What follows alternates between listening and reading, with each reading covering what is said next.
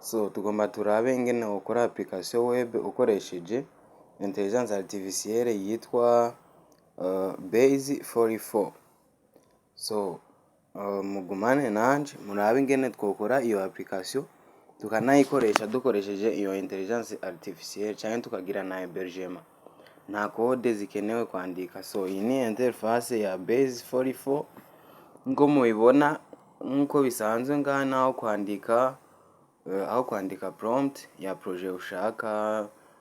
Muri navbar harimo ibigize Base 44. So nkuko mubibona irimo ibintu byinshi ofete. Uragira login kugira projet ukora zistoke kuri account yawe. Hama nkuko bisanzwe tuza kubanza kuraba ingene wotegura prompt yawe muri ChatGPT. As you can see, namaze kwandika ce que je vais faire muri Base 44. So nkuko mubibona iriko iragenera prompt, iriko iragenera structure ya application ingene yo bimeze. Urabona yuko nagize prompt, je vais faire une application qui va fonctionner comme registre de travail, iyo enregistrer ma présence des employés, ma absence, kugera ama registre, guhanda registre utilisable canke kuyigira expire. Voilà, murabibona yuko yampaye structure yose, base de données byose. Kandi ico mwomenya nuko iyi Base 44 canke base 44 irabika muri base de données yayo ivyo wakoresheje, nukuvuga ntushobora kubibura. So urashobora kumodifya prompt yawe ubonye harimo kibura. As you can see, nanditseko izindi fonctionnalité nshaka ko ziza kujamo itari yashizemo, kugira ntegure neza structure ya projet nze kwishira muri Base 44 imeze neza, ata ma bug aza kujamo menshi. So voyez,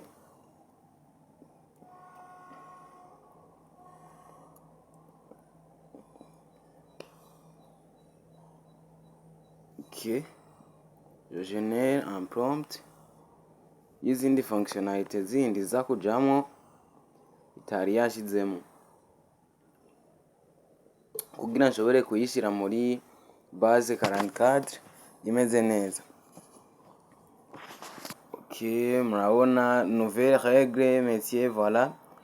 Ibi n'ibindi bishasha nshobora gushiramo. So canzanga muri ChatGPT aho nateguriye prompt, nkakopya les fonctionnalités za mbere, izijya fonctionnalité yampaye bwa mbere nza gushobora gushira muri Base 44.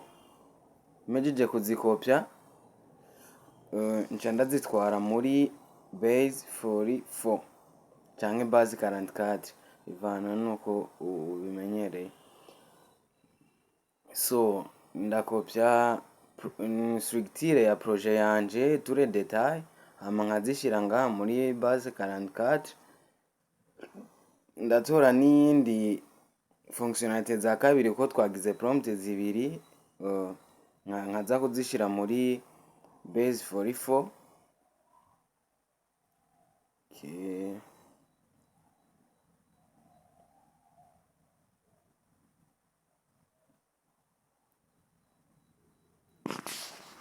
Voilà, ndahejeje gukopya les autres fonctionnalités ChatGPT yampaye, canza nazo nyene nkazi. Wow, we made it. Our AI is already start building our app. Ngaha turashobora kurindira un peu de temps, vous allez attendre kugira iheze kugira kubaka buildinga app yacu.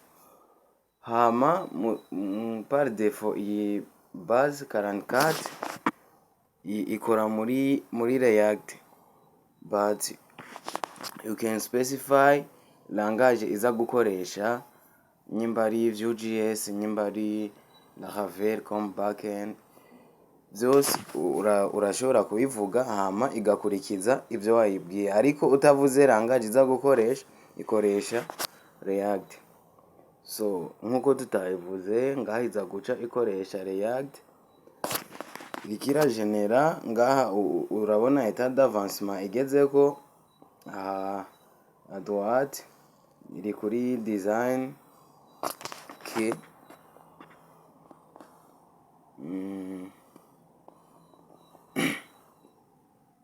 Turarindira ça va prendre du temps. Murazi yuko application itwara umwanya nuko ari AI sino app ntushobora kuyikora umwanya nk'uwo. So vous allez attendre un peu. Hama base 44 urashobora kugira uza kuyitora ko mobile canke web, uko ubishaka niko ushobora kuyitora. So ngaha iriko irabuildinga, murabona etat d'avancement byose igendera bikwereka, task yose iriko irakorako ugenda urayibona. Urashobora no guhagarika ubonye yuko iriko ikora kuri tâche udakeneye, ugaca urungika akandi ga prompt kavuga ati bandanirize ngaha. So vous allez attendre aussi.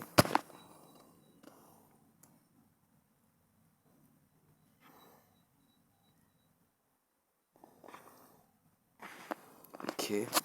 Murabona etat d'avancement iguma ibikwereka byose. Sino ufise na connection mbi birashobora gucikira hagati ucohera a 0 nibo gusa. So kiebo nuko ushobora kugira reseye ikabandaniriza ko kubera irabistoka byose muri memoire nkuko buri authentifié byose iguma biri kuri account yawe yo kuri base 44. So ngaha muri mwisha yo kwandikamwo urashobora kwandika ibindi ubona biza gukurikira sero n'amatashe ubona iriko irakora. Urashobora kubandanya ukavuga ati ukaba urandika ibindi za guca ikurikiza ngaha après avoir terminé ivya mbere wayihaye. So nge turindire gatoyi ibanze iduhe kwanza ivyo twayibajije. Okay.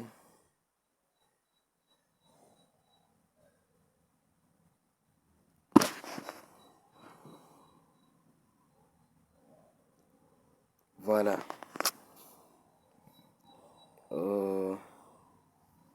It's about the end. Wait.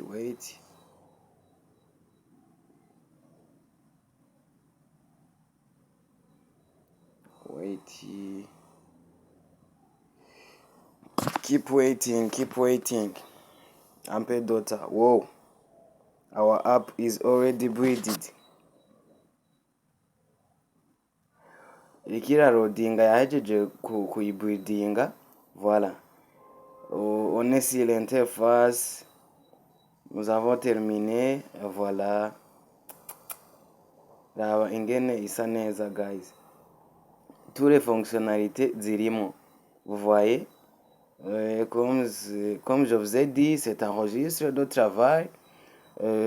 Donc on fait les présences, les absences des employés ou bien registre ukayigira expiré canke ugaselectiona registre actuel muriko murakorerako mwaregistre les présences parce que urashobora guprecisa ati iyi février tugire registre yayo. Donc mukagira registre mois par mois pour ne pas avoir beaucoup de data muri registre imwe. Okay, ngaho urabona présence urashobora kuzigira hejuru ya kwereka vous avez 2 présences et 0 absence. Dufise muri base de données yacu aba employé bane. Ngaho urabona uko ugize présence cyayajuta ko nombre de présence ino ngaho hejuru. Je pense que vous voyez bien. Urashobora kandi sélectionner registre. Actuellement nous avons un seul registre, c'est la raison que vous voyez un seul registre. Urashobora gucrea iyindi registre ngaha ugashiramo date de débit na date de fin yayo. As I told you yuko registre yomara ukwezi kumwe urashobora kuguprecisa ati iyi mois imwe izobiheze. So murabona ko base 44 vraiment yatwubakiye application imeze neza. Ngaha yakoresheje iki, yakoresheje React. So ngomba rero ndabereke ingene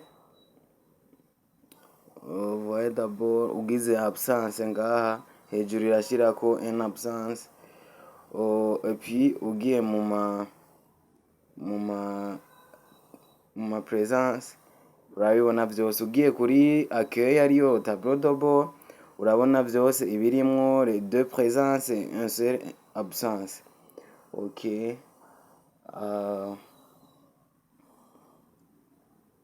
so kindi tugire turabe ni kuri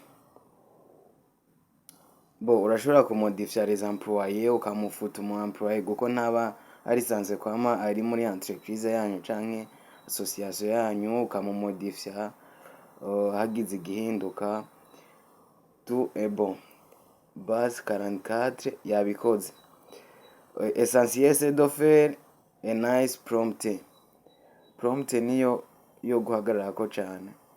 So murabona yuko byose bimeze neza. Hejuru yakwereka aba employé bari active canke abari inactive, no kuvuga ngo atakiri muri entreprise ushobora kumugira inactive pour raison de sécurité, guko urashobora kuvuga ati ukenera ibikorwa yakoze waramufuse ntushobora kuyibona, la raison que vaut mieux le rendre inactif. So tugira turabe rero ubonaho uko ushobora murabona muri historique ibikorwa byose wakoze birimo ngaha muri historique. Voilà, a nice app, good. Tugomba ce turaba rero uko ushobora kuyikoresha kuko nturisanze kugumuca ngaha kuri base 44 kugira uyikoreshe. Urashobora kuyipublia ukaronka link, soit wewe wenyene, soit ukarungika link ku bandi ba utilisateur ushaka ko bayikoresha. Sinon pour télécharger, nous allons voir ça aussi. Uca urinda kugira paiement. Comme je vous ai dit, ufyonze ngaha hejuru hariho akantu ka telefone canke desktop. Ku ka telefone uca uronka mobile, karya ka desktop uronka web. So as you can see ngaha ni mobile, murabona yuko byose bimeze neza. Ushobora kuyitora comme mobile canke web. Uyitoye comme web nta gratuit ihari, ushobora kuyirihira me birakunda yuko uyitora. Murabona yuko toutes les fonctionnalités sont là comme dans web. Wow. Okay. Wow. Dusubire kuri application yacu web. Urabona ngaha hejuru hariho akarogo ka GitHub, ugafyonzeko barakwereka upgrade. Là c'est pour récupérer ton application, les fichiers de code, tout ça. Ushobora gupeya $40. Oh sorry, naherutse ari $40, mais murabona ko yamanutse ni $28 right now. So tuje kuri point y'ukuntu twoyipartaja. Uraja ngaha kuri publish, hama copier liye ou publish app, hama ucuronka ijyariye ugashobora kuyirungikira uwundi muntu canke ukugurura yindi onglet ukatesta yuko biza gukora. Ndaza kuyishira muri description y'iyi app dukoze kumwe namwe kugira mushobore gutesta murabe yuko ari byo, muyinjiremo murabe les données n'enregistré turiko turagira amatest yuko arizo muza gusangamo.